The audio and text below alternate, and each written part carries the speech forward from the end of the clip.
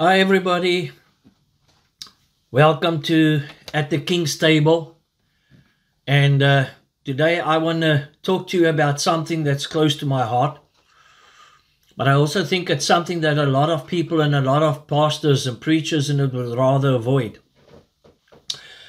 But you know, Paul writes, and Paul says that for me to teach you the same thing is not tedious, it's not tiresome, irksome, it doesn't tire me out, but I do it because I want you to be safe. And this is what I want you to be safe. And Peter also says that, Peter says that as long as I'm in this tent, as long as I'm in this body, I will keep on reminding you of the word of Almighty God. I'm paraphrasing. He says, I will keep on reminding you of the word of God as long as I'm in this tent. And this is what I'm doing. I would like to remind you of the word of God because I want you to be safe. And it's something that is in my heart, and this is not something that I'm sharing with you because of circumstances or, you know, it's that time of the month. But I'm sharing this with you because this was impressed upon my heart, especially on Sunday morning, this past Sunday, when I spoke about, you know, I think it was part 3 of the power on the inside manifested on the outside, while I was busy preaching. And the anointing was so heavy in the service. It was so heavy in the meeting on Sunday morning. And while I was teaching, this was impressed upon my spirit to talk about this. And I'm going to go right into it. And I want to talk to you about the fear of tithing and offerings. The fear of tithing and offerings. And this is an issue that you know, is a lot of people are sharing their opinions about it, but I don't want to share an opinion with you today. I want to share the word of God with you. And once again, I want to remind you and show you what the word of God says, because this is so important. And a lot of people come with their opinions and they try to adapt the word to their opinions. And so, yeah. But people... The reason why, and you might disagree with me, and that's fine. You can disagree with me. But I want to say this, that I think personally that the reason why people have an issue with tithing and with offerings is because of fear. It's got nothing to do with what they think the Bible says, or because it's under the law. We're going to address all that stuff again. And, and they come with all these arguments. It's under the law. And no. It's because of a spirit of fear. It's a spirit of intimidation. Because the moment that you look at a tithe and you look at the offerings that you have to give, there's a spirit of intimidation that comes upon people, and a spirit of fear that comes upon people, because they see most probably the amount that they have to give, but they forget that there's still 9/10 that's left over for them to use for whatever is necessary for them in their lives. And it intimidates them when they look at the size of the offering or the size of the tithe that they have to give. And it generates a spirit of fear. You can argue with me and say, no, I don't have fear in me. Well, I'm telling you, that is what I know. And I've been doing this, and I've been preaching this now for many, many, many years. This is not my first rodeo. This is not my first ministry. This is not my first church. And so I know it's a spirit of intimidation and a spirit of fear. And I want to address that today, and because I want to break that spirit of fear. I want to break that spirit of intimidation. And so it's got nothing to do with any circumstances that we might be facing. As a matter of fact, and I'm just saying this respectfully and not, as pridefully or anything, and that is this past week, actually these last 2 weeks in it, I've been setting aside a tithe, and that came into the ministry. I've been setting it aside, and even the little bit that I might have gotten, that somebody might have sown into my life, and I set the tithe aside, and we use that tithe again to bless someone else out of the ministry. So I take out of my income, when I have one, I take what I get, and I put it in a tithing account that we have in the ministry. It's called Kingdom Visions Projects, and I put it in there.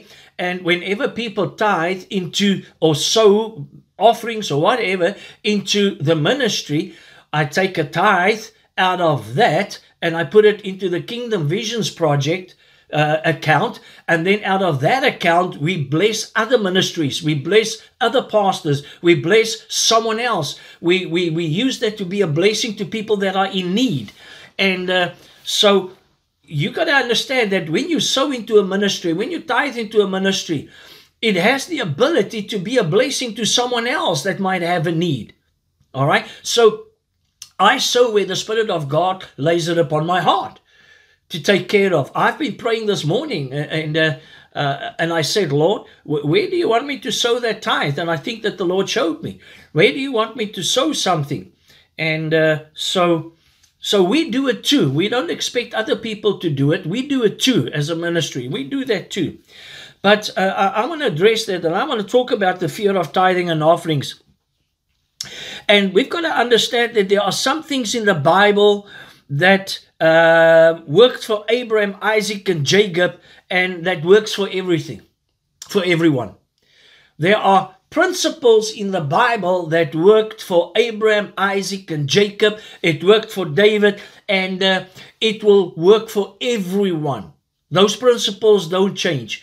And we've got to remember that the Word of God says that in 2 Corinthians that for all the promises of God, not just New Testament promises, that includes Old Testament promises, that all the promises of God, that in Christ Jesus, in Christ, they are yes and amen unto the glory of God. They are yes and amen to the glory of God through us, all God's promises.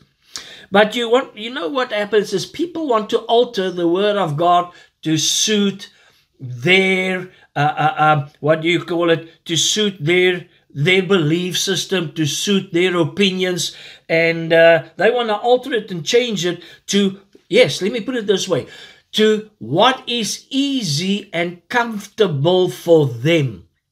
They want to change what is easy and comfortable for them. So, and I like to call it selective faith. They select certain portions in the Bible that they want to apply the word to their lives and what they want to apply to the word. So they choose what it is that they want to apply, the word that they want to apply to themselves, and what it is that they want to apply to the word, because that is much easier and more comfortable for them. And we are quick to quote, and this was impressed upon my heart. We are quick to quote, let me use an example, Deuteronomy 28 from verse 1 to verse 14, where it says that, and all these blessings shall come upon you. Blessed am I in the city, blessed am I in the country, blessed. And we have no problem in quoting that Old Testament scripture. We have no problem in declaring that over our lives. And when it comes to the blessings, but when it comes to tithing and offerings, people don't want to declare anything. You know, they will declare Jeremiah, they will declare Isaiah 60, they will declare Jeremiah, the word of God is, and that the thoughts and the plans that I have for you are thoughts and plans, not of evil and to harm you. We will quote all those Old Testament scriptures. We will quote out of the book of Psalms, and we will quote what suits us. People will quote what suits them. But when it comes to tithes and offerings, that they will push aside because it doesn't fit them. They want to alter the word of God because those it doesn't make them feel comfortable. Because now it's going to cost them something. It's going to take something from them. No, the word of God wants to get something to you, not take away something from you. So no matter the circumstances, we still do it as a family. We still do it as a ministry. We still tithe. We still sow. We still give. We still give offerings. And most of the times, we take care of the ministry over and above us as a family, because the ministry to us is so important. It's so important. You know, we will find out what is it that the ministry needs. What is it that we can get for the church? What is it that we can do to help the ministry? And we always put that there. And it's not always right, because we have to take care. I have to take care of my family too. But that's how important the ministry and the work of the kingdom and the word of God, the work of God is to us. And so we will quote all these other things in it, but the things that don't suit us, the things that are, that makes us uncomfortable and that's going to cost us something, we would rather push that one side, and then we come with opinions, but God will understand and all these kind of things. You know, David wrote something. And when he wanted to make a sacrifice to make right with God again, he came to the threshing floor, and there was this guy that was busy threshing out wheat and stuff. And so David said to him that, I want to buy it from you, because I want to use the yokes, and the wood and the stuff and the oxen. I want to use that to make a sacrifice before God. And so this person recognized him, that he's the king. So he said to him, no, I will give this to you. I'm going to give this to you. I don't want any payment for it. And listen to the words of David. He said, I will offer nothing to my God that doesn't cost me something. I will not make an offering to my God that's not going to cost me something. Maybe in our modern language, I will not give anything to God that doesn't challenge me. Because I know that God honors an offering. God honors what I give. God honors that. Because the word says, given it shall be given back unto you, good measure. When are we going to start believing the word of God and move away from man's opinion? And what I'm sharing with you this morning, or today, not this morning, today, what I'm sharing with you is not an opinion, it's scripture. It's the word of Almighty God. So we are quick to quote anything and declare, that's easy to us, but we don't want anything to do with the word, and then we declare that it's under the law. But listen to what God says in Psalm 89, and I want to quote it. Listen to what God says in Psalm 89, verse 34. He says, my covenant I will not break.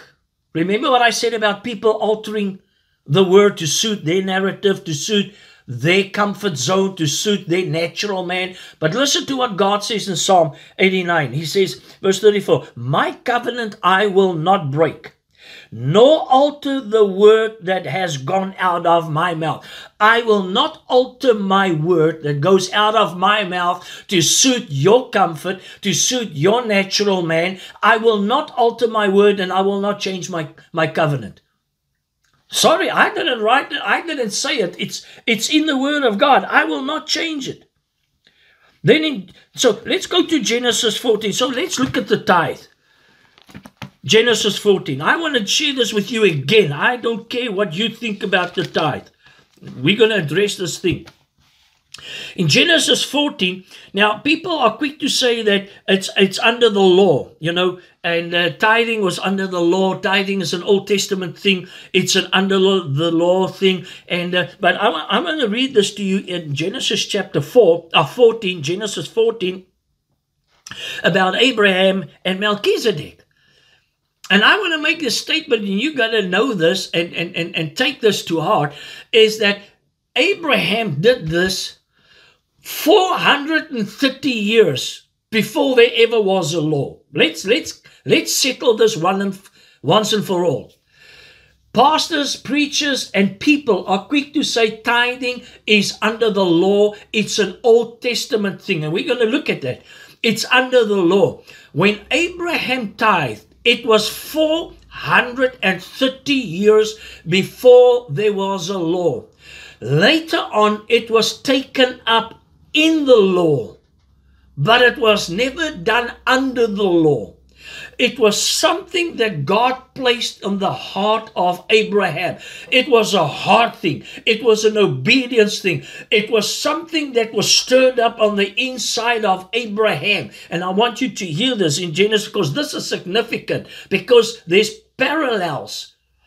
So in Genesis 14, listen what happened. Abraham now conquered other kings and stuff. And then in verse 17, it says that, actually verse 16, it says, so he brought back all the goods, and also brought back his brother Lot and his goods, as well as the woman and the people. Verse 17, and the king of Sodom went out to meet him at the valley of Shaveh. That is the king's valley. Now that is not by mistake. That is not by mistake that it's called the king's valley. The king's valley. He is the King of kings. Excuse me. And the Lord of lords. So that was no mistake that he met up with the king of Sodom at the king's valley. And after his return from the defeat of Chedorlaomer, Omar, or whatever, and the kings who were with him. Then in verse 18, then Melchizedek, king of Salem, brought out bread and wine. He was the priest of God Most High, and he blessed him. He was the priest Most High, and he blessed him. Then he said this, and said, blessed be Abraham of God Most High, possessor of heaven and earth, and blessed be God Most High, who has delivered your enemies into your hand. And he, that's Abraham, gave him, that's Melchizedek, a tithe of all. But I want to just say this, is in Galatians chapter 3, you can go read it. It says that, and the gospel was first preached to Abraham. The gospel. What is gospel? It's good news. What is the gospel? It's a New Testament term. It's not an Old Testament term.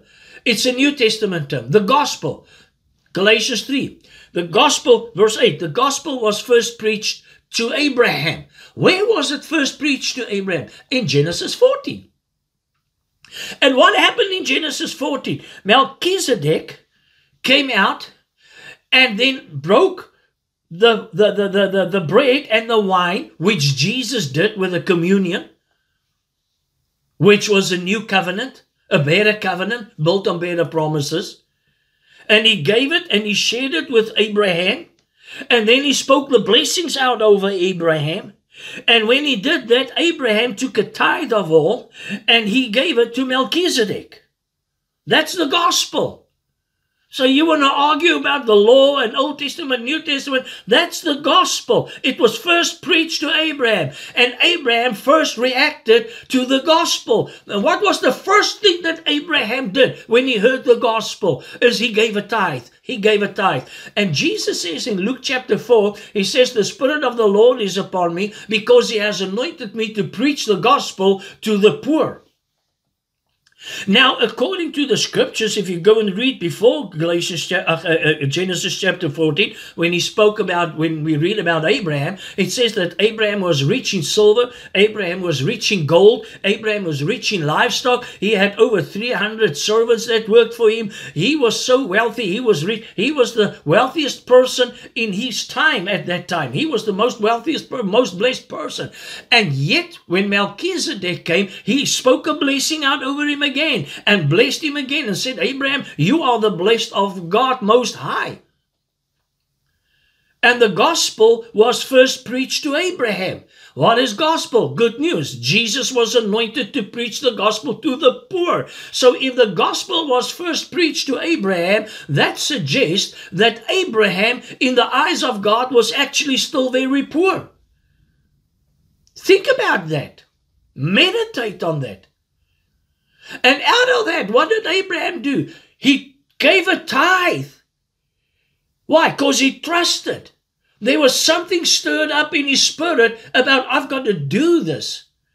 So he gave a tithe to Melchizedek. Now, look at verse 15, and this chapter 15. And after these things, verse 1, chapter 15. After these things, after what things? After Melchizedek and Abraham shared bread and wine, and after the gospel was preached to Abraham through the bread and the wine, we don't know what conversation took place between Abraham and Abraham and Melchizedek. After Melchizedek blessed him and spoke the blessing out over him, there must have been some other conversations when the word says that the gospel was first preached to Abraham. And when Abraham gave him a tithe, listen what it says in chapter 15, verse 1. It says, and after these things, after what things? After Abraham gave him a tithe, and after they shared the bread and the wine, the word of the Lord came to Abraham in a vision, saying, do not be afraid, Abraham. I am your shield, your exceedingly great reward. Listen to the Amplified. Your abundant compensation and your reward shall be exceedingly great. So there's something that got released when Abraham listened to Melchizedek and he gave a tithe, because it says after these things, the word of the Lord came to Abraham and said to Abraham, I am your abundant compensation and your reward shall be exceedingly great. It shall be exceedingly great. Now, I want to jump to Galatians, again, Galatians chapter 3. So let's look at Galatians chapter 3.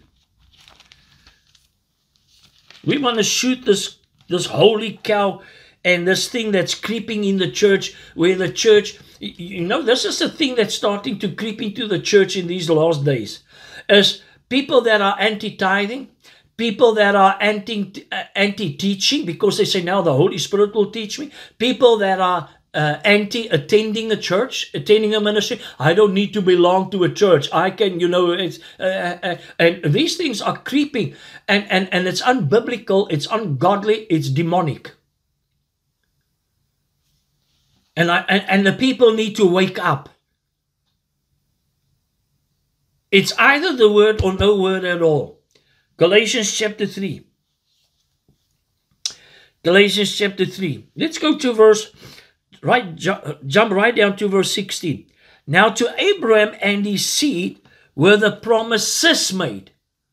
So when the promises, when Melchizedek spoke a promise, a blessing out over Abraham, and when God spoke to Abraham and blessed Abraham, that blessing was also meant for the seed, which was Jesus Christ. All right? Which was Jesus Christ. Let's carry on reading.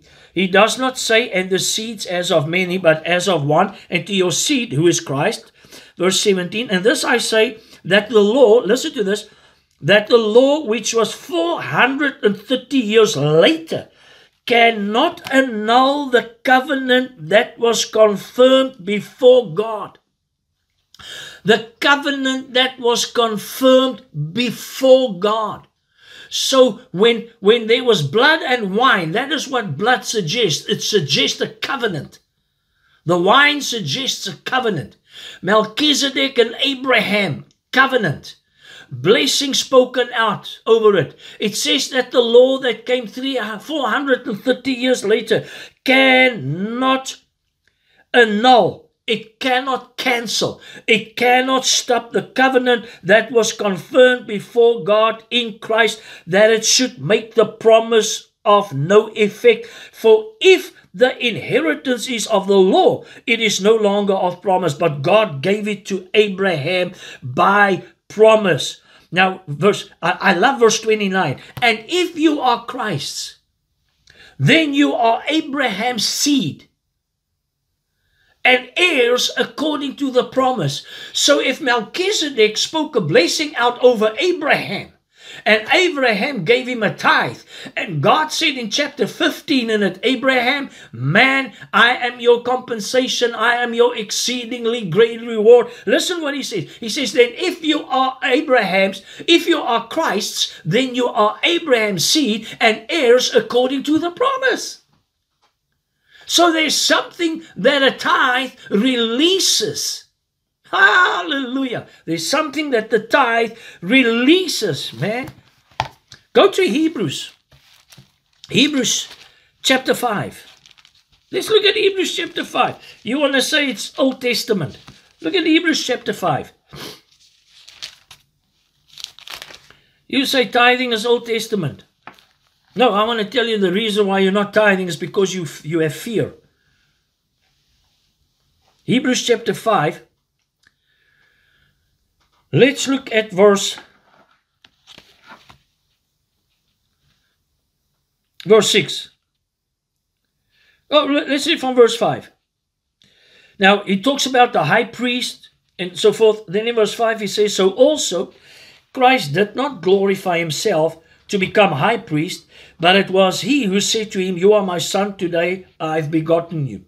Verse 6, as he also says in another place, you are a priest forever, according to the order of Melchizedek. Now, that's out of Psalm 110 too.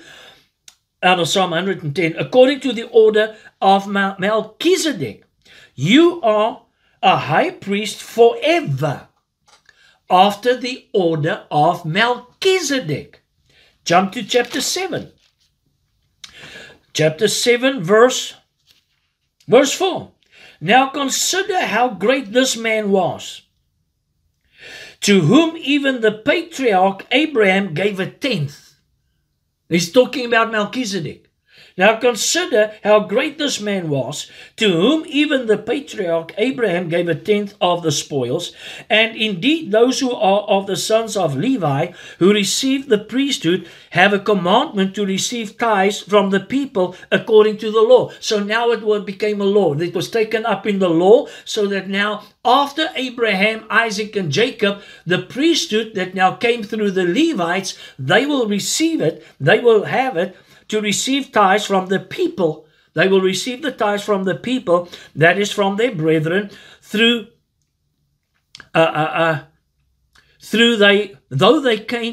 they have come from the loins of Abraham. So they came from the loins of Abraham, so then they still received the tithes. Why?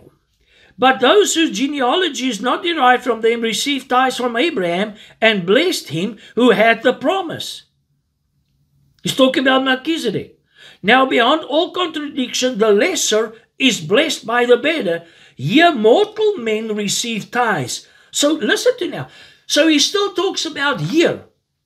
He's not talking about the Levites, because Levites no longer existed in the days when Paul wrote this. Now this is Paul writing in the New Testament. He says, Abraham gave tithes, And it kept on continuing, but now men started receiving those tithes. Who received the tithe that Abraham gave? God? No, Melchizedek. Melchizedek. And this is what Paul writes. He says, here on earth, men receive it. Men receive the tithes. Hello? Men receive the tithes. Then he carries on. He says, here mortal men receive tithes, but there he receives them of whom it is witnessed that he lives. Even Levi receives tithes, paid tithes through Abraham, so to speak, for he was still in the loins of his father when Melchizedek met him. So this is a generational thing. This is an eternal purpose. This is an eternal thing. It doesn't change. Hello? I will show you. It doesn't change. So the Bible says, so here men receive tithes, but then we also tithe. So now we bring tithes into the house of God, where men receive it, and then men use it, because the Bible says that the Levites and those people, they ate of it, but then they also used it to be a blessing and take care of the temple, take care of the kingdom, and this is the same way that we're still doing it today. But after the order of Jesus is after the order of Melchizedek. So if Abraham honored Melchizedek, how much more should we not honor and respect our high priest, who is after the order of Melchizedek, with our tithes and our offerings, and then stand on the promises of God that says, because you did that, because you honored me, because you showed that you have respect for my word, now I'm going to be your exceedingly great, your compensation, and your abundant compensation, and your exceedingly great reward. Hello? Your exceedingly great reward. So don't come with this thing that it's an Old Testament thing. Paul writes in the New Testament that Jesus is after the order of Melchizedek.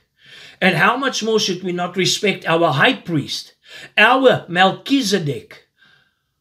How much more should we not show respect to our Melchizedek, to our high priest? Amen? So, the New Living Translation will say this: the priests who collected tithes are men who die, so Melchizedek is greater than they are, because we are told that he lives on. God's word says priests receives a tenth of everything, but they die. Melchizedek received a tenth of everything, but we are told that he lives.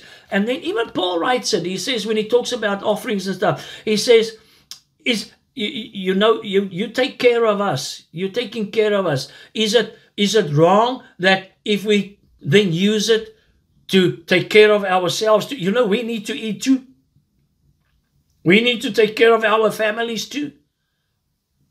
So the principle, what they did in the temple, still applies to what we do in the church today. God places apostles, prophets, teachers, evangelists, and pastors in the temple. Oh no, we are now the temple of the Lord. Ach man. In Afrikaans we have a saying, die ding is al so holrigery. That thing has been, I don't know what's a good English thing, but a direct translation will be, man, that donkey's back is so hollow, it's worn out. So don't come with that thing now, I've spoken on this so many times about the house of God, the temple of God, the tabernacle of God.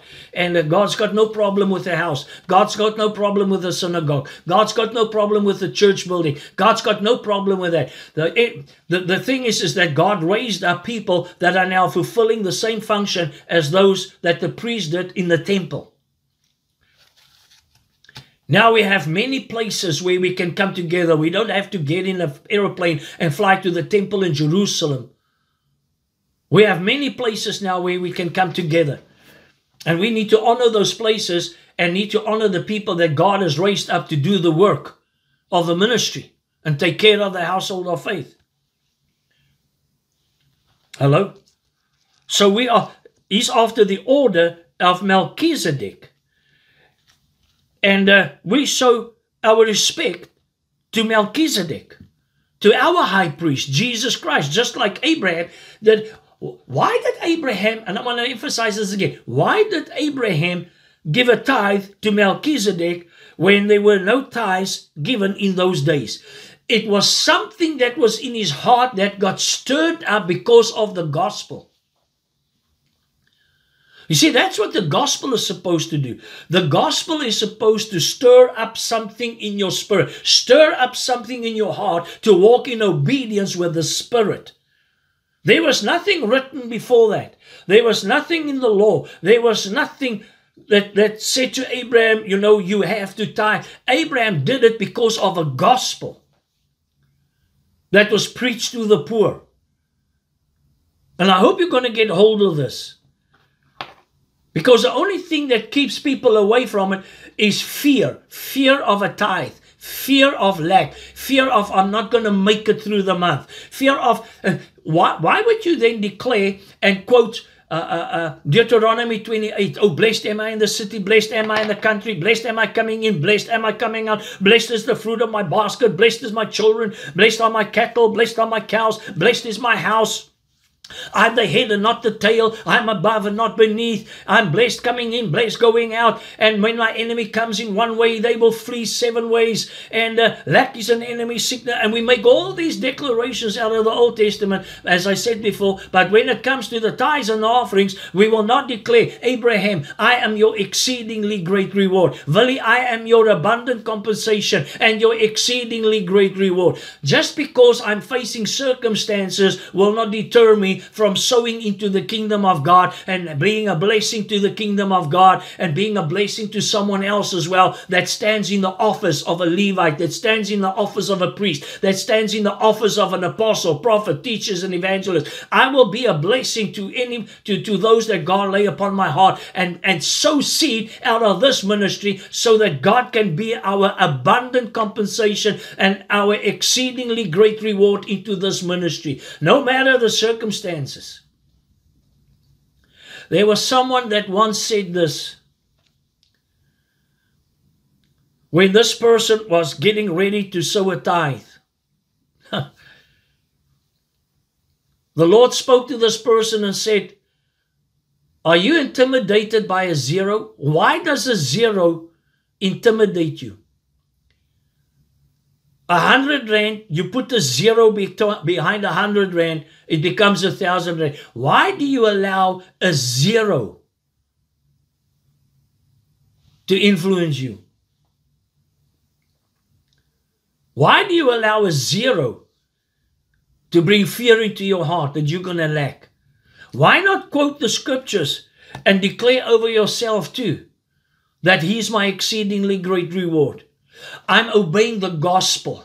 I'm laying hold of what Jesus said in Luke chapter 4. The Spirit of the Lord is upon me because He has anointed me to preach the gospel to the poor. What is gospel? It's good news. What is good news to a poor person? You don't have to be poor anymore. Good news to a poor person is not that you don't have to be sick. Good news to a poor person is not that you don't have to, whatever. Good news to a poor person is that you don't have to be poor any longer. There's an answer. There's something that waits for you, that you can break that spirit of poverty and that spirit of lack. That's good news to a poor person. And then he carries on. I'm going to get you out of the prison. I'm going to get you out of captivity. I'm going to allow your eyes to be opened up so that you can see. Can you be like Abraham and lift up your eyes and see into the future and see from the place where you are afraid to tithe, where you come with all the excuses? Can you actually lift up your eyes and look into the future and see the exceedingly great reward, see the abundant compensation that is awaiting you? Why don't you declare that over your life? Open your eyes. Come out of that prison. Now let's go back to Genesis 28. I want to show you something. Genesis 28 again. Genesis 14 was where Abraham tithed. Genesis 28. Now we get to Jacob. Genesis 28.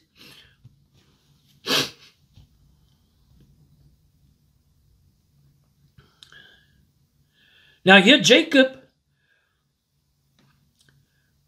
was sleeping and he saw angels ascending and descending. That's very interesting. I don't want to teach on that now. But they were ascending. So where were they first? On the earth.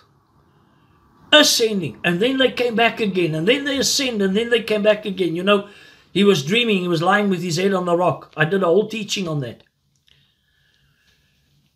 And then verse 14. Genesis 28:14, it says, also your descendants shall be as the dust of the earth. You shall spread abroad to the west and to the east, to the north and to the south. And in you and in your seed, all the families of the earth shall be blessed. And I wrote next to that, including this family, the Delport family living in the south. Because it says there, the north, the south, the west, the east. I said, well, I'm living in the south. Not just South Africa, but in the south of South Africa. So I claim that because in Christ, all God's promises are yes and in amen unto us. It's yes and amen, the glory unto us. And I wrote there, it's for the Delport family as well. Carry on, verse 15. Behold, I am with you and will keep you wherever you go, and I will bring you back to this land, for I will not leave you until I have done what I have spoken to you. I will not leave you until I have done what I have spoken to you. So there's got to be a blessing upon us that God spoke to Abraham, Isaac, and Jacob. Then it carries on, you know what happened to Jacob. And then verse 20, then Jacob made a vow saying, now listen to this. Jacob woke up. He remembered what happened. He rose early in the morning. He took the stone that he put his head on. That's in verse 18. Set it up as a pillar. He poured oil out on top of it. And he called the name of that place Bethel. The place was called something else. Then in verse 20. Then Jacob made a vow, saying, if God will be with me and keep me in this way that I am going, which way? What God promised him. And give me bread to eat. Listen, give me bread to eat, clothing to put on. So in other words, that's my provision. To wear, to eat. And listen to what our high priest after the order of Melchizedek said. He said, therefore I say to you, do not worry about your life, what you will eat, what you will drink, what you will wear. So somewhere it had to come up. And Jacob made a vow. He said, if you will take care of me. So if Abraham made a vow, now, and Melchizedek spoke a blessing out over his grandfather, Abraham, and said, I'm going to bless you. And Abraham gave a tithe. Jacob said, man, to put on so that I come back to my father's house in peace, then the Lord shall be my God. Verse 22, and this stone which I have set as a pillar shall be God's house, and of all that you give me, I will surely give a tenth to you. I will give a tenth to you. Of all that you give me, I will give a tenth to you. And it's more than just money. It includes the blessings. It includes finances. But it's more than that. So if I am blessed with 10 shirts, then I take one shirt and I sew it into the kingdom of God and I bless someone with it. If I receive 10 pants, then I take one of them and I bless it. If I receive, even a tenth. Okay. I will surely give a tenth. So Jacob tithed. So tithing is an eternal principle. It's an eternal principle. Deuteronomy 12.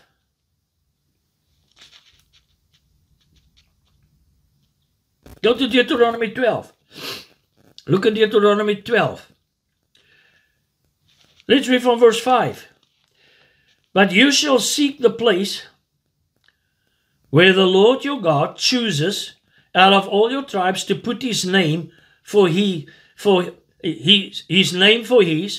dwelling place, and there you shall go. There you shall take your burnt offerings, your sacrifices, listen now, your tithes, the heave offerings of your hand, your vowed offerings,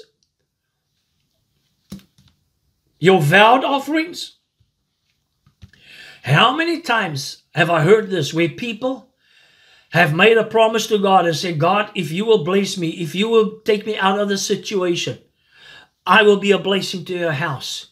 I will do this, I will do that. And then they get the breakthrough and they never keep that vow. They never keep that vow.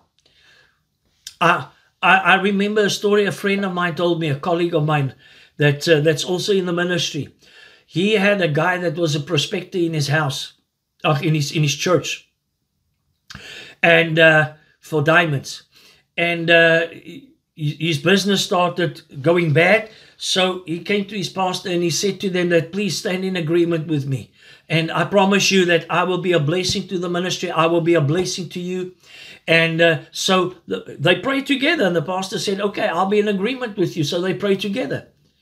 And you know what happened is because the prayer of agreement. So he started prospecting at a specific place in it, and he started getting out diamonds, and he became blessed. He could pay his debts and everything, but you know what happened? He disappeared. He never kept his vow. And you know what happened later on? He went bankrupt, lost everything, because he never kept his vow offering. He never kept his vow. He never kept his promise that he made. And I've seen this with this ministry as well. So many people come and say, you know what? If God gives you the breakthrough, Prophet Willie, Pastor Willie, whatever, can you stand in agreement with me? When God gives me the breakthrough, then I will be a blessing. I need this breakthrough. And then you stand in agreement with them. You pray with them. And they make all these promises. And they come with all these commitments. And then what happened? They disappear. They walk away. They get their breakthroughs. God bless their business. God bless their jobs. God bless them and get them out of their situations. And God takes care of them. And then what happens? They drift away and they never keep their vows. They never keep their promises. They never keep their commitments. I've seen this happen so many, many times. So many, many times. And listen to what he says. He says, your vowed offerings and your free will offerings. So there's more than just tithes and offerings and vowed offerings. There's also the free will offerings. You give it out of a free will. Why? Because this is what I want to do. I want to be a blessing to the house of God. I want to be a blessing to the man of God. I want to be a blessing to the kingdom of God. It's my heart. It's my spirit, man. It's not my spirit, man. It's my spirit, man. It's my spirit. I just want to be a blessing. Because it's in giving that we receive. You see, it depends on what you believe and how much you allow fear to control you. Out of your free will offerings. And then he carries on with the firstborn of your herds and your flocks. And verse 7, and there you shall eat before the Lord your God, and you shall rejoice in all to which you have put your hand, you and your households, in which the Lord your God has blessed you. Verse 8, you shall not at all do as we are doing here today. And this is here where the thing comes in. Every man doing whatever is right in his own eyes. Listen to this warning. Listen to this warning. You cannot quote out of Deuteronomy. You cannot quote out of Isaiah. You cannot quote out of Jeremiah. You cannot quote scriptures out of Psalms just because those scriptures suit you and they make you feel good and that the promises of God. You must also quote these scriptures because it's not under the law.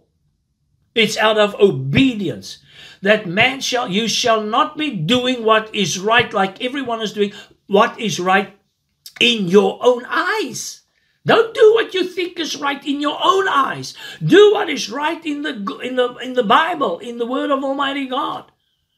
Not in your own eyes. Don't come with your opinions. For as yet you have not come to the rest and the inheritance. Didn't we just read about it in Galatians chapter 3? Where he talks about that Abraham, that tithe, and even 430 years, the law came 430 years after that, but nothing can annul the promises and the covenant that God gave to Abraham. So when Melchizedek spoke the blessing out over Abraham, nothing, not even the law, can annul that promise. Nothing can stop that promise. And then it says that if you are Christ, then you are Abraham's seed and heirs according to the promise. An heir is someone that gets an inheritance. And here it says, for you have not come to the rest and to the inheritance which the Lord your God is giving you. He is giving you. Man. Matthew 23. Let's look at Matthew 23, New Testament. Matthew 23. Now this is Jesus talking. And I actually want to read it out of the Voice Bible too. Or actually out of the New Living Translation. Matthew 23.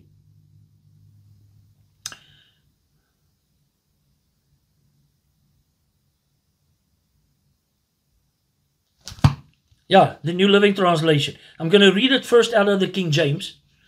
Matthew 23, verse 23. This is Jesus. I didn't write this.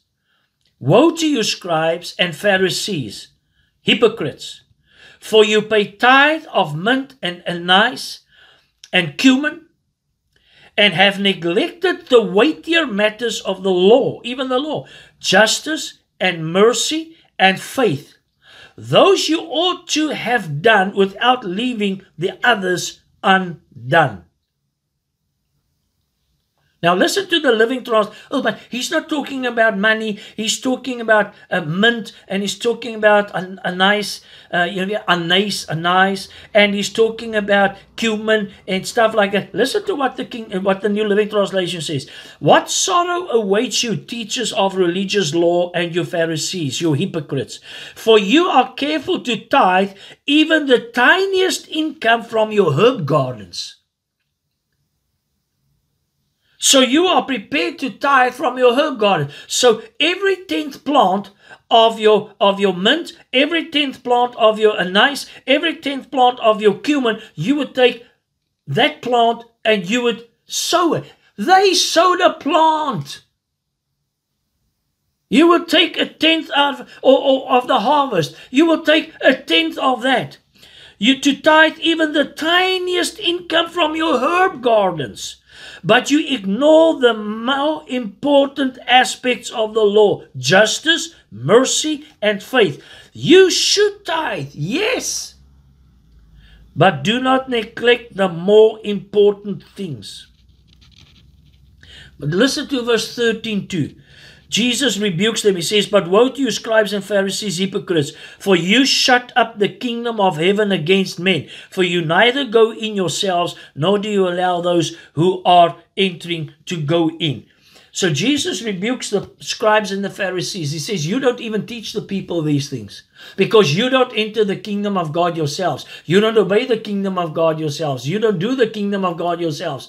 And by not doing that, and by not teaching the people, you want to do all the other stuff in it, but you neglect your tithes and your offerings on the other side.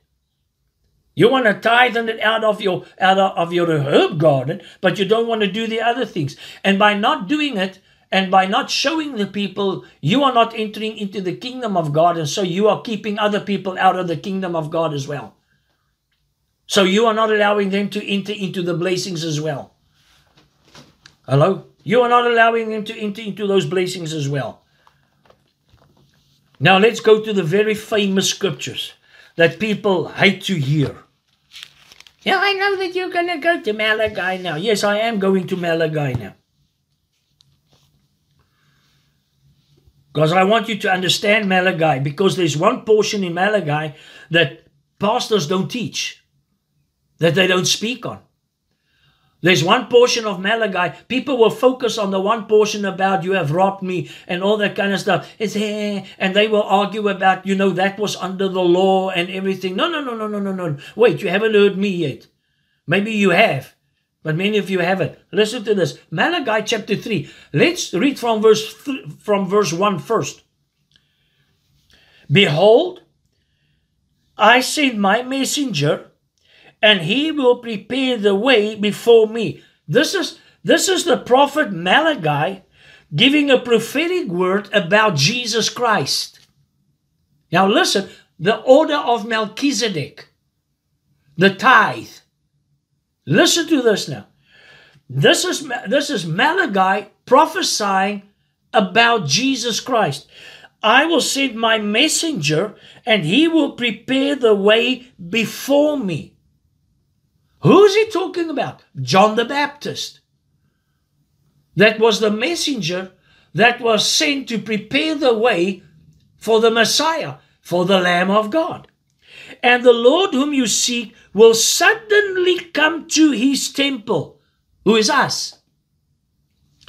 Even the messenger, Jesus, of the covenant. You see, we've tossed covenant out of the New Testament as well. Because now we only say, I only have a testament. A testament is nothing but a covenant. And a covenant is nothing but a testament. That's why it's called Old Testament, New Testament, Old Covenant, New Covenant. So even the messenger, Jesus, will come to his temple. So it was John the Baptist, and he will come to his temple suddenly. Here John is busy baptizing. He looks up, he sees Jesus coming. He points to Jesus, he says, behold the Lamb. Behold the Lamb that will take away the sin of the world. Suddenly, the messenger arrived. Suddenly, the messenger showed up. Suddenly, he showed up. He's there. Then jump down to verse 4. Then the offering of Judah and Jerusalem will be pleasant to the Lord, as in the days of old, as in former years. So what will happen when the messenger comes to his temple suddenly? There it says it. The offering of Judah and Jerusalem will be pleasant to the Lord, as in the days of old, as in former years. As in former years. Now, I'm going to address that. Let's just carry on reading. Verse 6. For I am the Lord, I do not change. Listen to that. I am the Lord, I do not change. Men want to change the word. Men want to alter the scripture. Men want to change the word to suit their narrative, to suit their opinions, to suit their flesh, to make them feel comfortable. God says, I don't change. I don't change. What I said to Abraham still is relevant today. What I said to Isaac is still for today. What I said to Jacob is still is for today. What I spoke, it's called obedience. It's called obedience. I do not change. Then in verse 7, he says, Yet from the days of your fathers you have gone away from my ordinances and have not kept them. Return to me, and I will return to you, says the Lord of hosts. But you say, to what shall we return? So God is speaking through Malachi. He says, I'm going to send my messenger.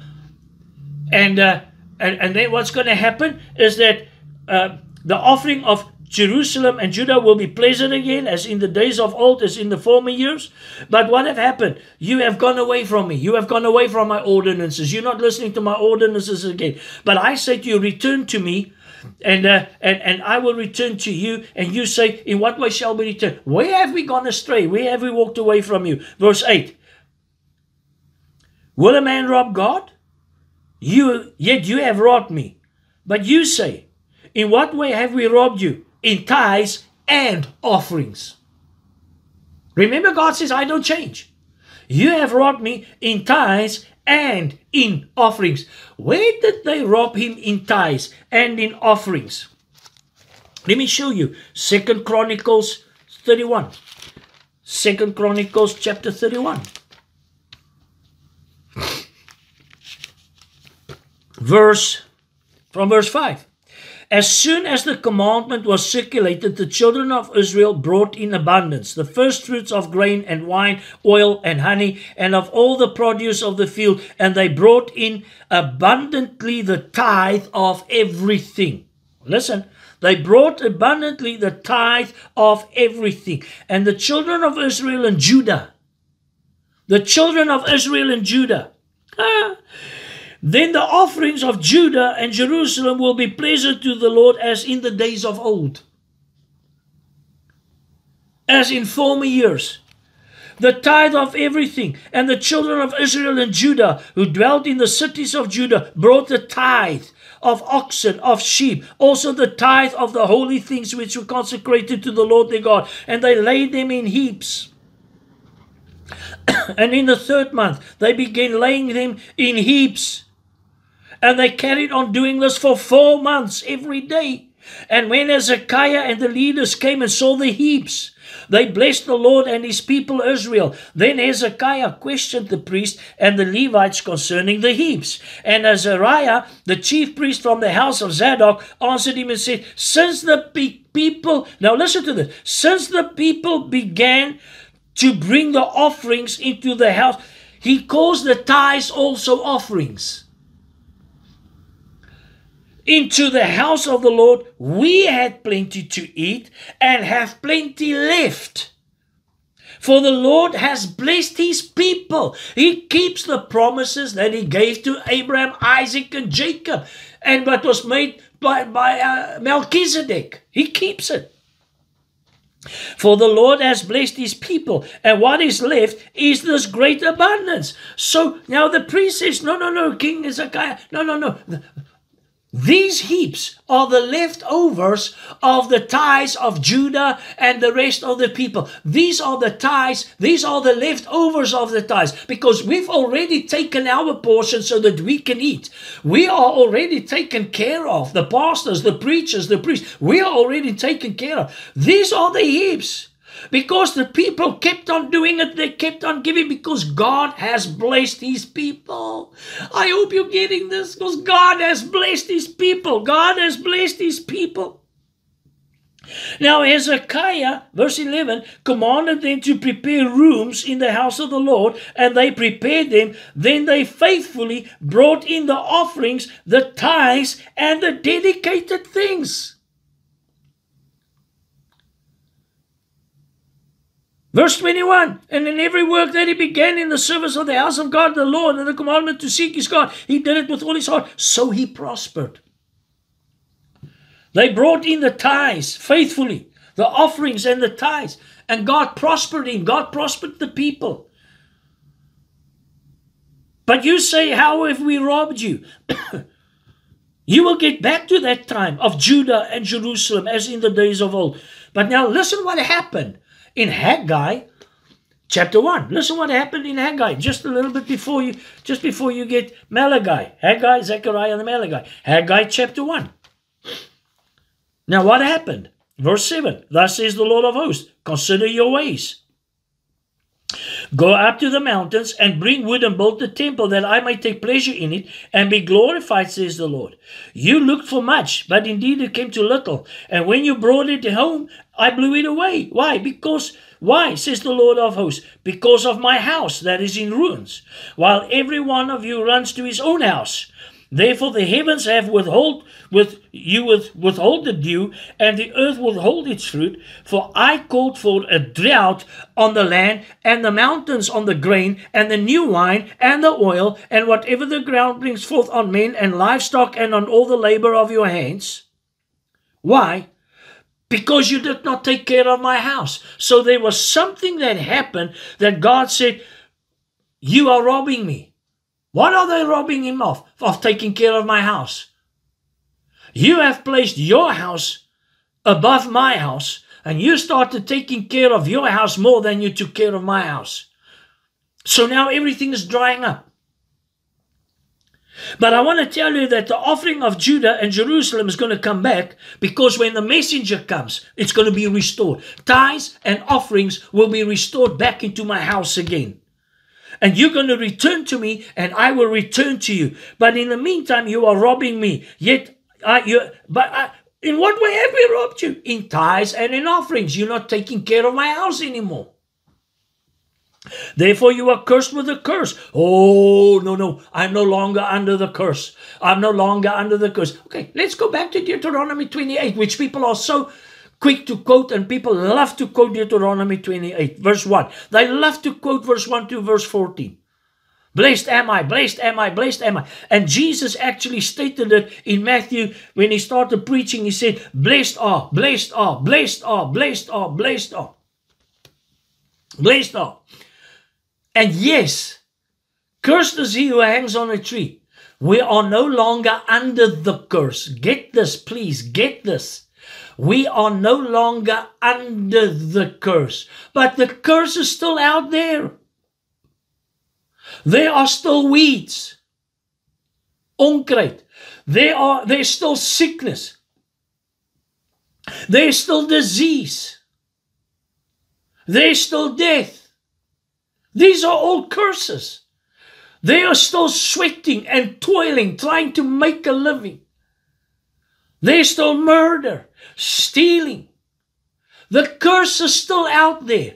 But thank God, when we walk in obedience to the word of Almighty God, we are no longer under that curse. We live in the blessings of God. But then we have to walk in obedience and do what the word of God. In Samuel it says, man, to obey is better than sacrifices. But the curse is still out there. You cannot get away from that. So stop with this thing about, no. The curse is still out there. But if you walk in if you don't walk in obedience,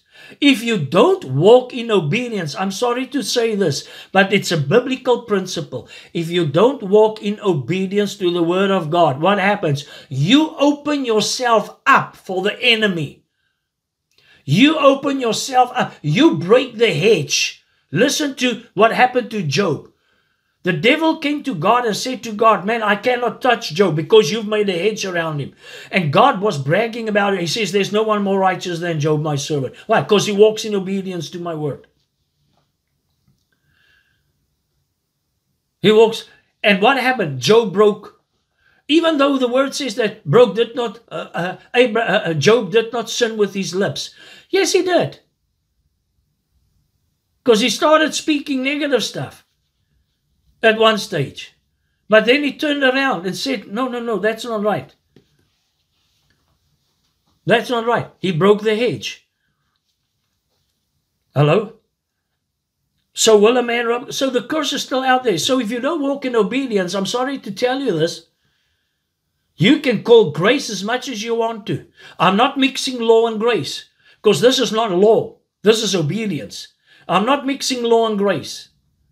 There's a huge difference. Grace operates when you walk in obedience. If you don't walk in obedience, you can call grace grace. Grace will work up to a certain point until God gets you back to a place where you begin to walk in obedience to His word again. This is grace. Grace has the ability to get you back. If you listen, then grace has the ability and the power to get you back under the word of God, to get you back into obedience of the word of Almighty God, to get you back. That's what grace does. But the curse is still operating out there. As I said, they're still stealing, they're still destroying, they're still killing, they're still murder, they're still sweating, they're still toiling. So God says that's why you are cursed with the curse. Not because of the law thing. Not because it's a law thing. Hello? It's because of disobedience. In what way have you robbed you? In tithes and offerings. You are cursed with a curse, for you have robbed me, even this whole nation. Bring all the tithes into the storehouse, that there may be food in my house. So that there may be food in my house. Spiritual food and physical food.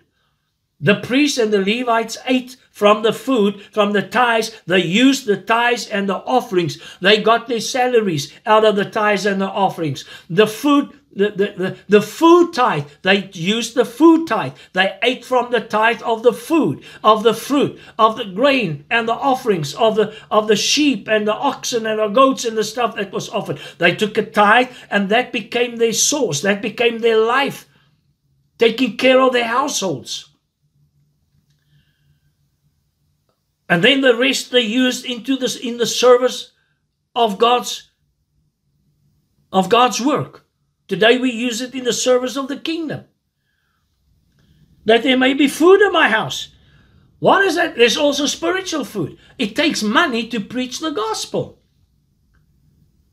You are listening to this broadcast this evening. You are listening to this teaching. On Sundays, you sit under the Word. You listen to the Word. The Word is equipping you. It's blessing you. It's taking you to a higher level of life.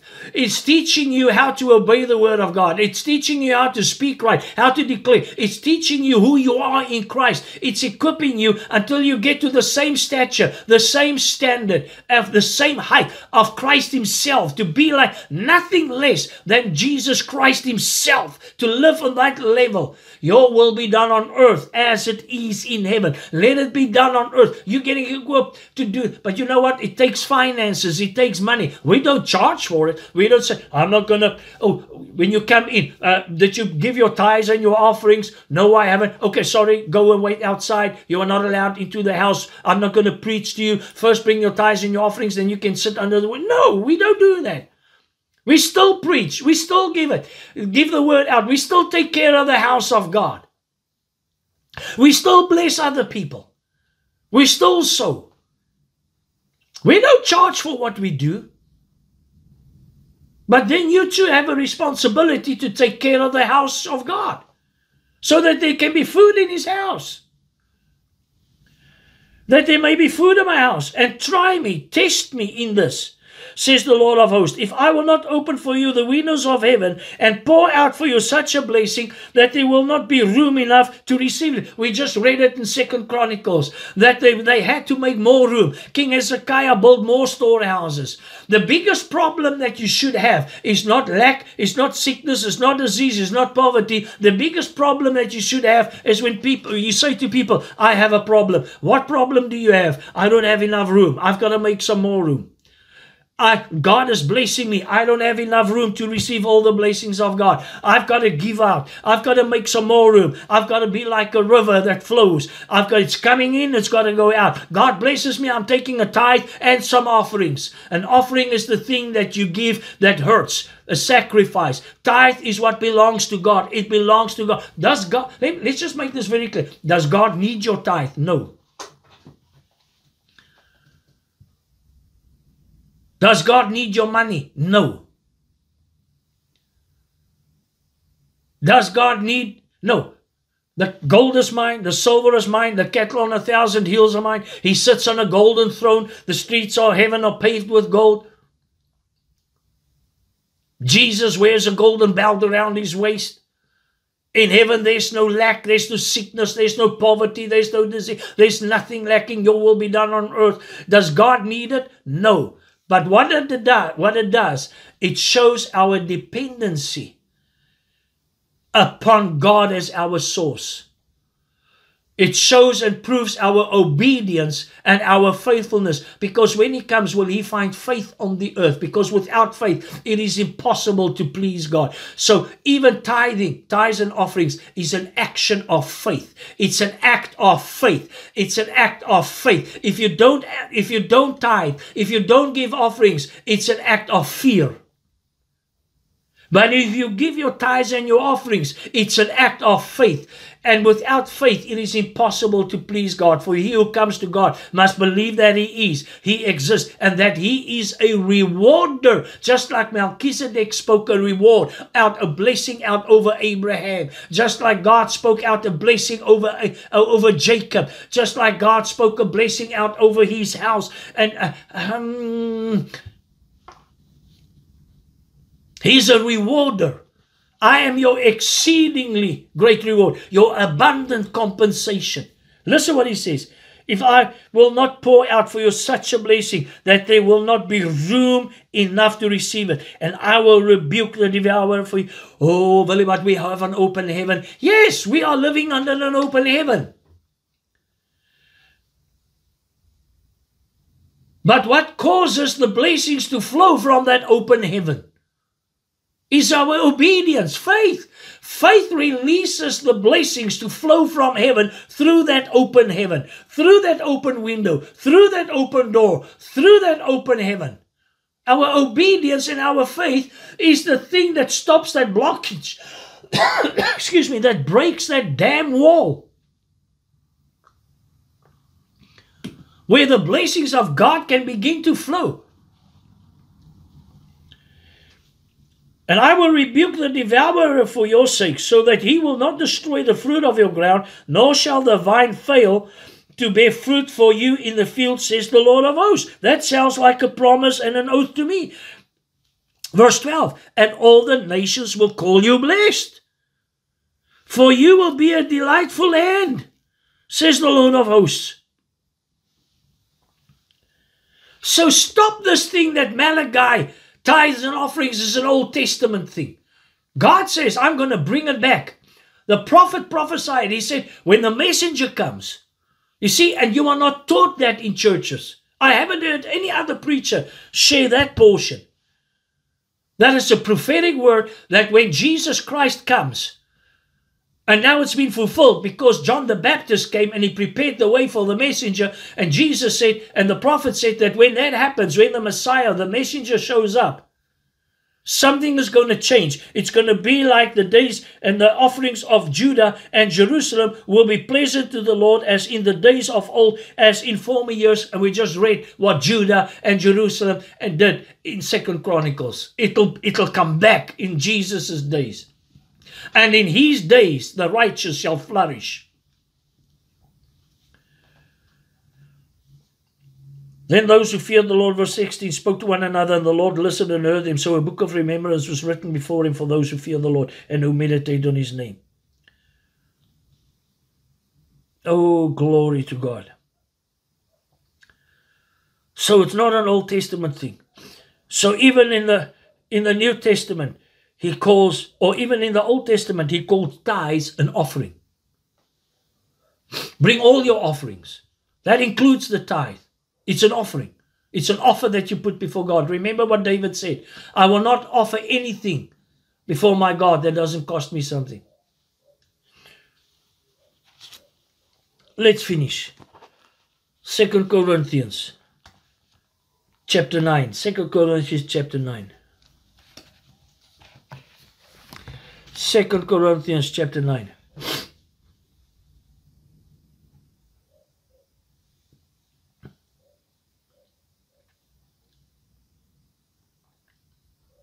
I don't even want... Oh, man. Let me get to the voice. I want to read this out of the voice translation too. We have the Amplified and the voice translation. I just want to get the Amplified here too.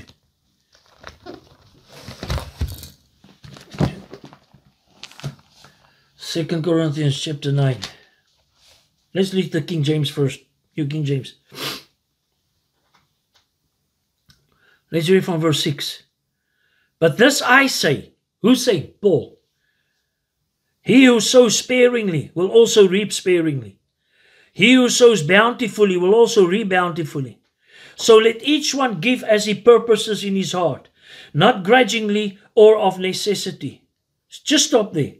And people take that scripture totally out of context.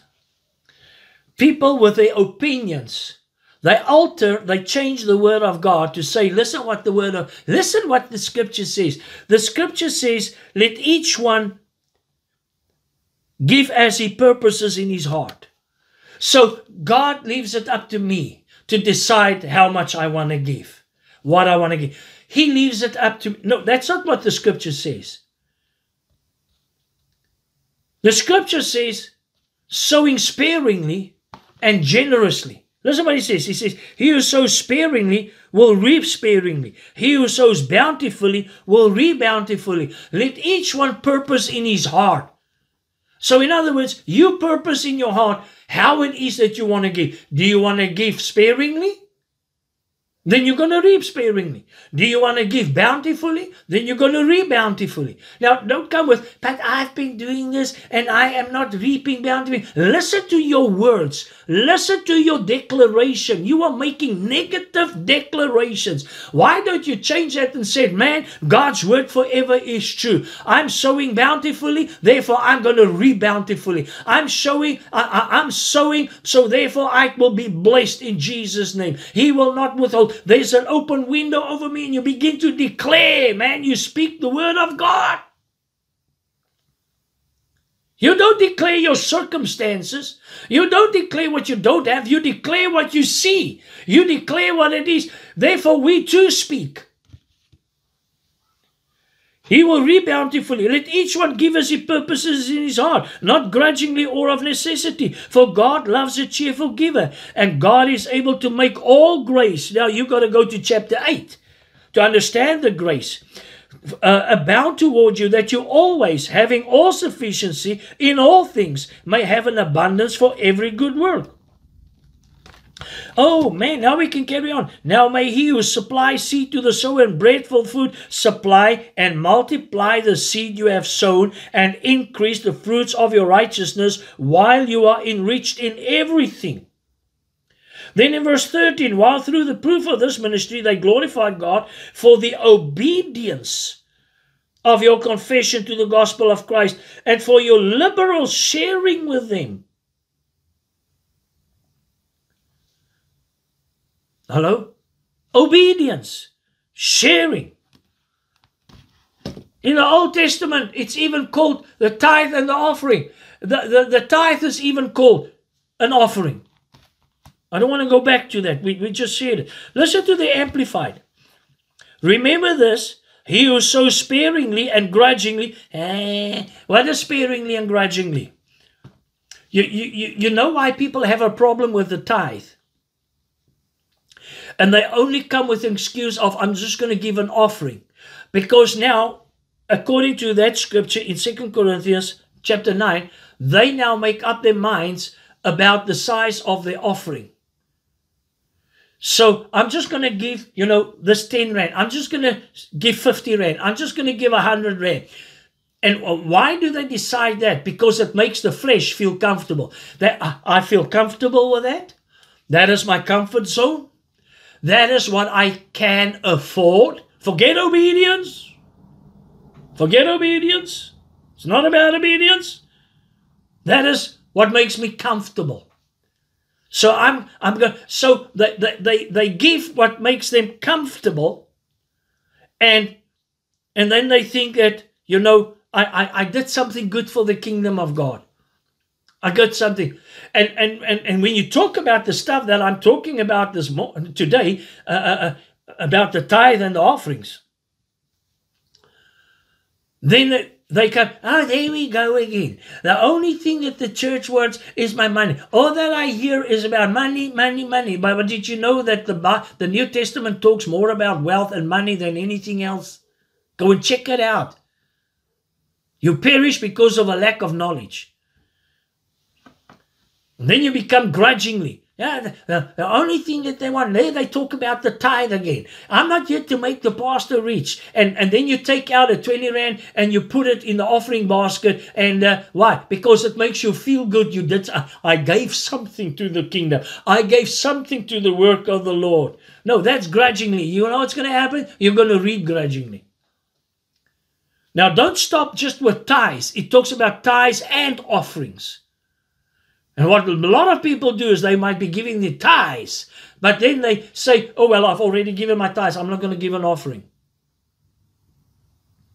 No, Malachi talks about tithes and offerings. That's going to come back in his days, in the days of the messenger. Tithes and offerings are going to come back. Let's get to a conclusion. Will also reap sparingly and grudgingly. He who sows generously that blessing may come to someone will also reap generously and with blessings. Let each one give as he has made up his own mind and purposed in his heart, not reluctantly or sorrowfully or under compulsion, for God loves. Now, you are not under compulsion. I'm just sharing the scriptures with you. You decide your level of faith. You decide how much you're going to obey the word of God. You decide what excuses and opinions you're going to come up with. I've seen it so many times where other people come with their opinions. You cannot give so much to the church. You cannot give that amount to the church. I see how you are blessed. I see how you, but you cannot give that amount. Why do you think I'm blessed? It's because I'm giving. It's because I'm a giver. I'm a tither. I'm a sower. I'm giving offerings as well, over and above my tithe. Why do you think I'm blessed? But the problem is, and the mistake that people make, is they cannot see themselves becoming blessed. They only see their circumstances. They only see, and then fear starts creeping in. So now they withhold because they want to take care of their needs first. The Bible doesn't say, and now you shall supply in all your need according to your own ability. It says now, because you took care of my ministry, Paul writes it. He says, no one shared in my ministry except you in giving and receiving. He says, but because you took care of my ministry, because you took care of the servant of Almighty God, now my God shall supply in all your need. Not you shall take care of your own need. My God shall supply in your need because you took care of someone else's need, because you took care of the servant of God's need. Yeah, there it is. You just want to get my money so that you can give a good life. Were you there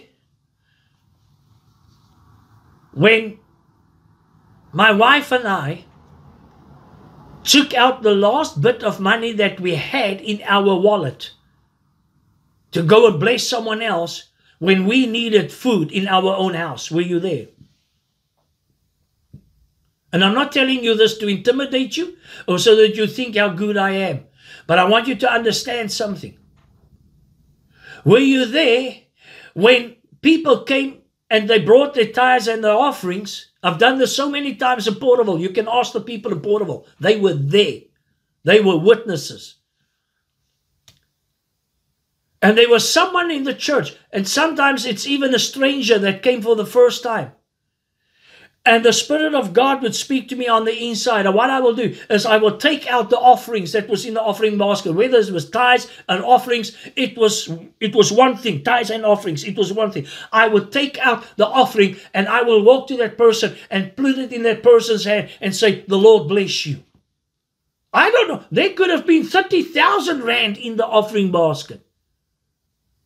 So don't talk to me about, oh, you only want to take it to yourself and want to have it for yourself. Were you there when we did it? There were some people there that saw us did it. Were you there when we took our last 20 rand out of our wallet, which was supposed to buy a bread and a milk, and God said, sow it. And we sat in a church, which was a big church. They didn't need my 20 rand. I needed my 20 rand.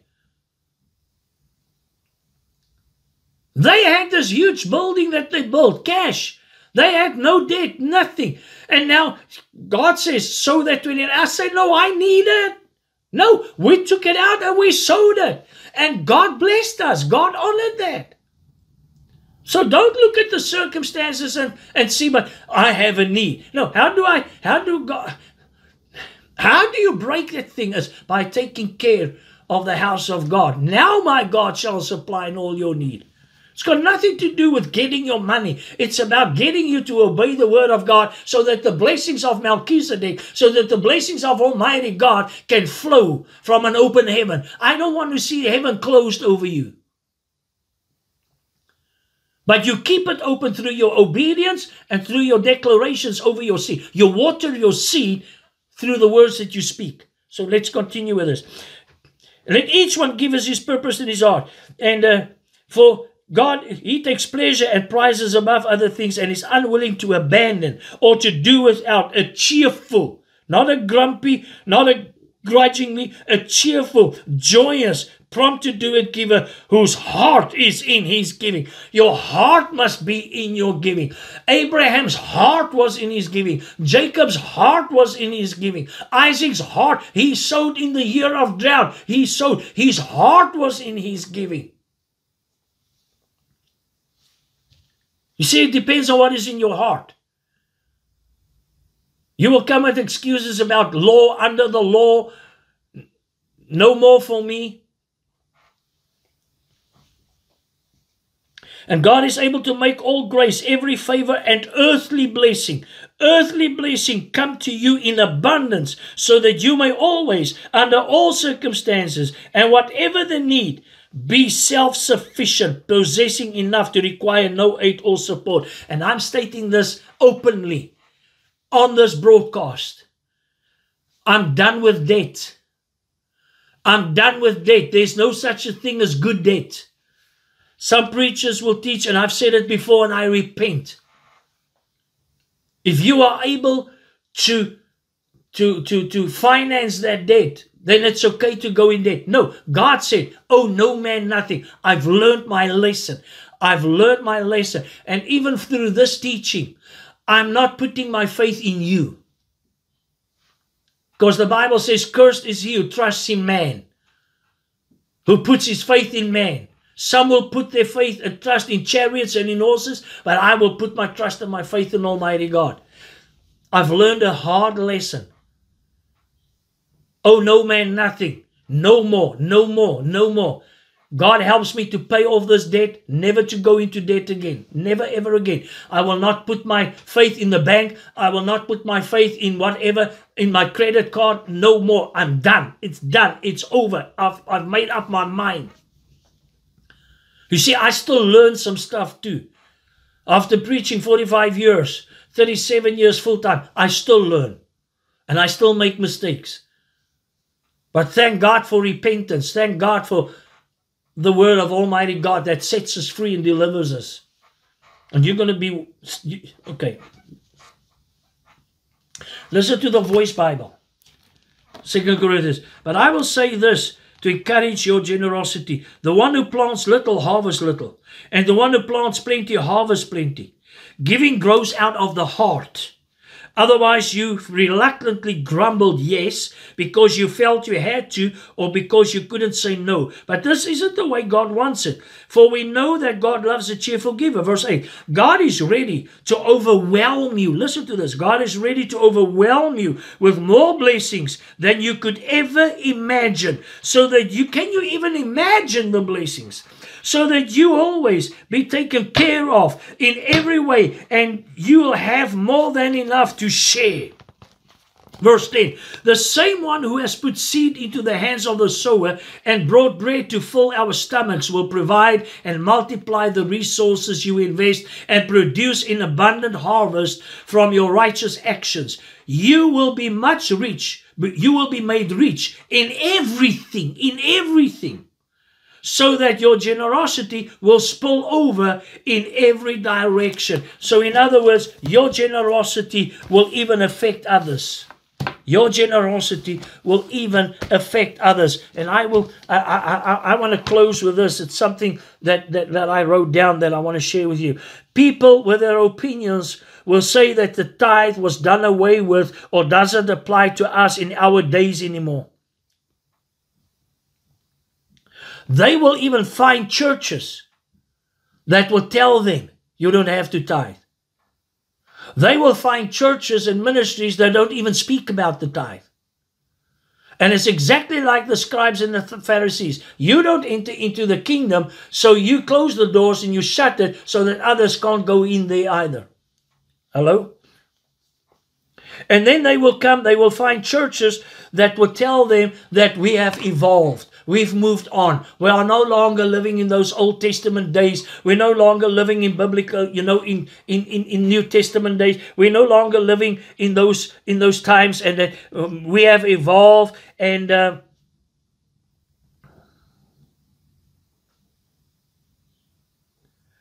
now women can sleep with women. Men can sleep with men. We can do all these kind of things. You can now be gay. You can now be transgender. You can be homosexual because, we live in a modern era. Those things don't apply to us. You will find churches that teach that. So people, if they've made up their minds, they will leave a ministry, they will leave a church that teach something that challenges them to actually obey the word of God, and they will find scripture and they will find churches that will soothe them in their ears and that will make them feel comfortable, that will not address these issues. We don't talk about gays in our church. We don't speak about homosexuality in our church. We don't talk about transgender stuff and LBGTQ, GTV6, R7. We don't talk about those things in our church. We don't talk about tithes and offerings in our church. No, we leave it up to the people. People that want to be soothed in their ears, feel comfortable, will find churches like that because we have evolved. We live in modern era. We live in in these days nowadays where, you know, it doesn't apply to us any longer. These things don't apply to us any longer. We're no longer under that Old Testament law. We're no longer under a New Testament obligation, you know. That proves me your heart. So I want to close with what I started with. People don't tithe and come with excuses about the size of their offerings because of fear. Not because of Scripture. Because of fear. I've just proven to you that tithing is not an Old Testament thing. It's not an under the law thing. It's a biblical thing. It's an obedience thing. It's a thing that's been restored back into the church through the messenger. It's got nothing to do with under the law. Nothing. So don't come with all these excuses. It's fear. You are afraid to tithe because you're afraid you're going to lack, so you don't trust Him. So there's no faith involved. The size of your offering that you give is not the size it's supposed to be because you don't trust Him. It's fear. It's fear. It's got nothing to do with under the law. It's fear. It's anxiety. You are afraid. It's having no faith in the Word of God. It's having no faith in the promises of God. You don't trust God to take care of you. You don't trust God to bless you. You don't trust God to look out for you. You don't trust God to pour out of there, your will be done on earth as it is in heaven. You don't trust God to keep His word. You don't trust Him. Oh, I trust Him. Prove it. Yeah, I don't have fear. Don't you tell me that I have a spirit of fear. Prove it. You know, we have a saying that says the proof is in the pudding. It's in the eating. Prove that you don't fear. Prove that you trust His word. Prove it. Because He said so. He said, now prove me if I will not open. Test me. Prove me if I will not open the windows of heaven. And keep it open. And pour out such a blessing that you will not have room enough to receive it. When I sow the seed, the end of the month, I'm making room. Why? Because I need a breakthrough. I need the blessings of God to operate in my life and in the ministry. And I've never seen the righteous forsaken, nor his children begging for bread. We are not about to beg for bread. I will not tell you the need of this ministry. I will not, because you don't give because there's a need. You give out of obedience. You don't tithe because we have a need. You tithe because of obedience. You don't give offerings because we need it. You give offerings because of our obedience and because you have no fear and because you trust Him. So I will not tell you the need. I know that God works through man, but I don't put my trust in man. I trust God to speak to man, and I trust that man will be obedient to that voice. You know what? I said it to my family when we prayed on Monday. I said it to my family that, you know that God can speak to someone in Russia?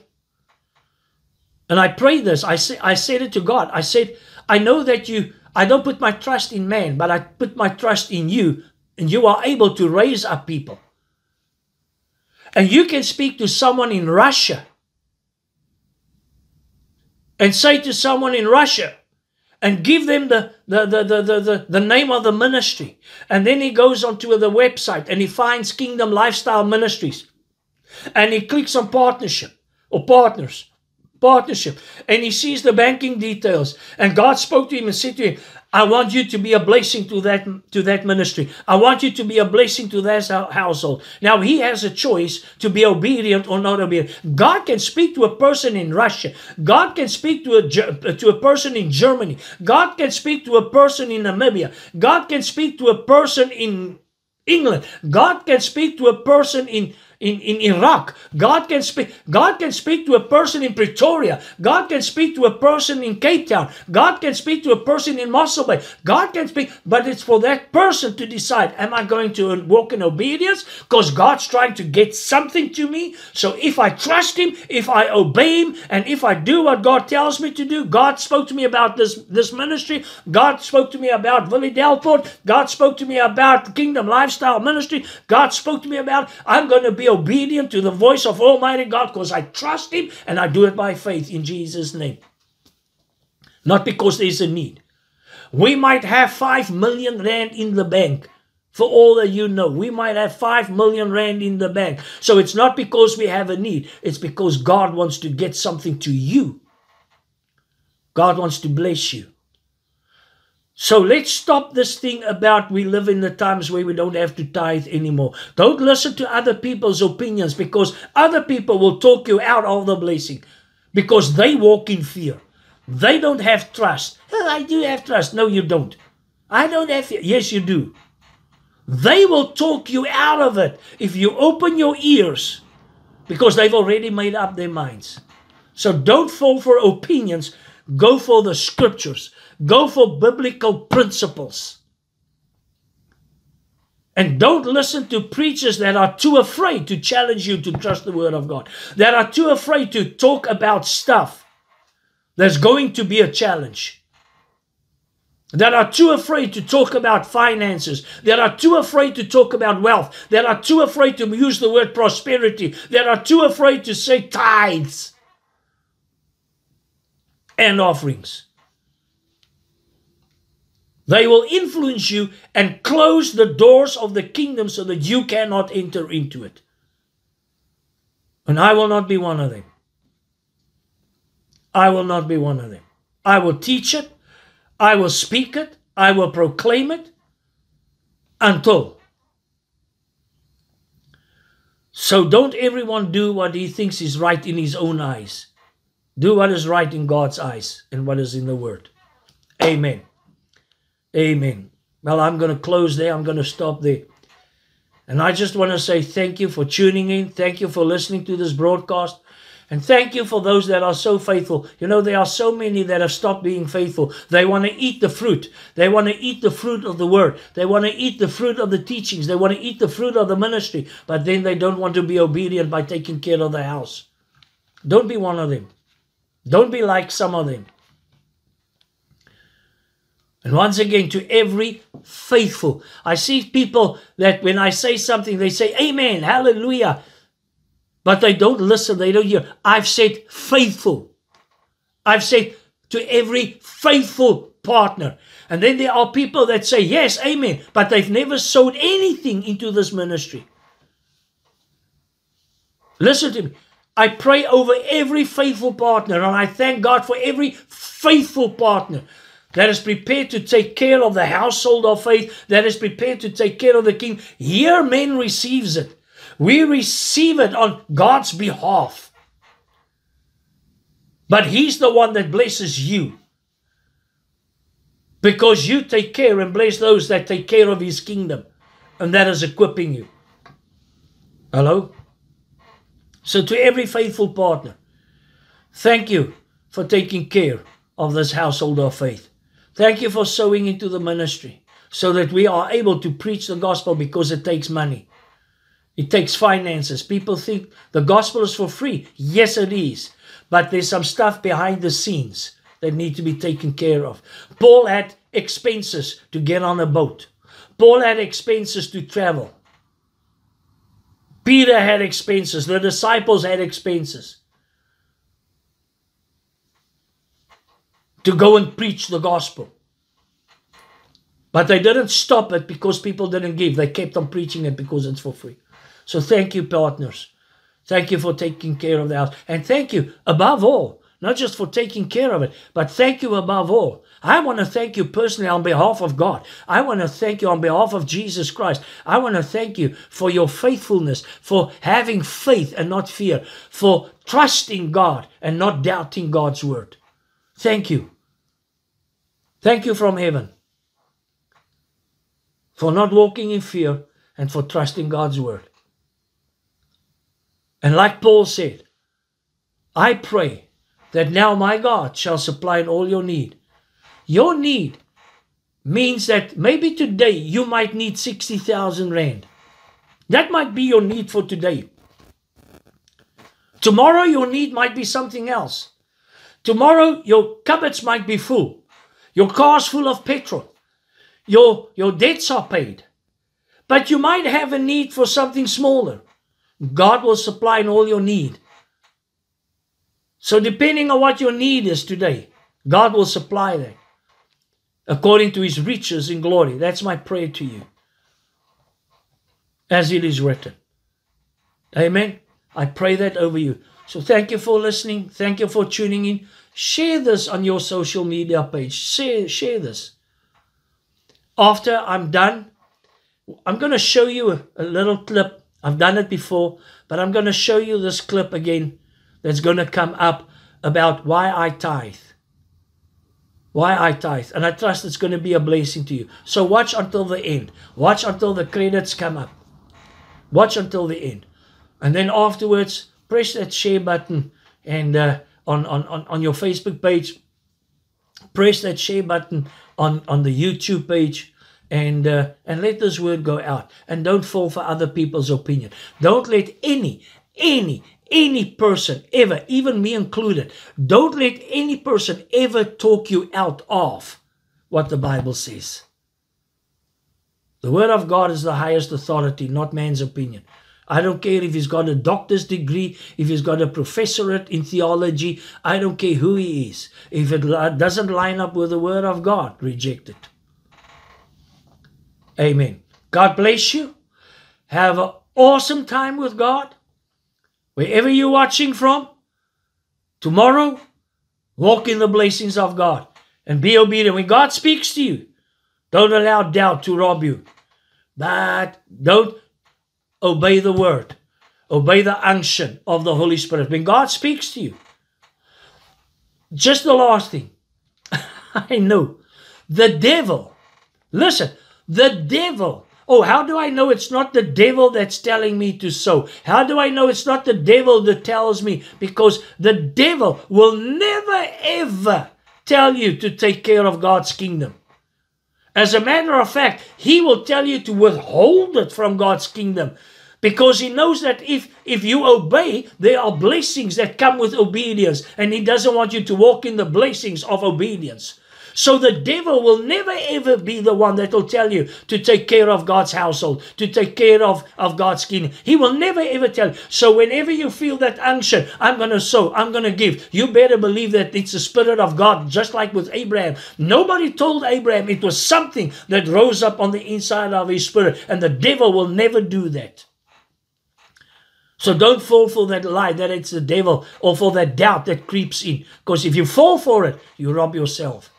Amen. God bless you. We love you. We pray over every seed that is sown. I check it. I might not have your name or know who it was, but I see that something was sown into the ministry and I speak to it. I say, God, this seed that was sown, this person, whoever sowed it, bless them in Jesus' name. Take care of them in Jesus' name. And if you feel that God is talking to you, the details is on the screen and you can go to our website, www.klsm.co.za, and you can click on partnership and you will find the banking details there. And remember, it's not about circumstances and it's not about trying to get money from you. It is trying to get you to trust and to believe and to walk by faith and in obedience and walk in the blessings of Almighty God. That is it. Amen. God bless you. We love you. And we'll see you again soon. Remember to watch this last clip that comes up right now. In Jesus' name, amen. Now let me tell you why I tithe. Number one, it provides for God's house. Number two, it tells God I trust Him. Number three, it creates margin in my life for God to fill. Number four, it reminds me that I am not my source. Number five, it connects my money to a kingdom purpose. Number six, it gives my job eternal significance. Number seven, it transforms my money into a seed. Number eight, it breaks greed and self-reliance off of my heart. And number nine, it lets everything else in my life know that God is first. Hear me, hear me. Tithing isn't an act of generosity. Let me say it again. Tithing is not an act of generosity. It's an act of obedience. For I am indebted to God because of His radical generosity towards me. And the least that I can do is be obedient with that which He has so freely entrusted me with. And I would venture to say that in the Church of Jesus Christ today, we don't have a money problem. We don't got a stock market problem. We don't got an economic problem. We don't got a Joe Biden Democrat problem. We don't got a Trump Republican problem. We have an obedience problem. And here's the reality. No, God will never need my money. He has streets paved with gold. He sits on a golden throne in front of a glassy sea. It is me who needs an open window of heaven over my life, which is activated by my obedience in giving my first and best to God.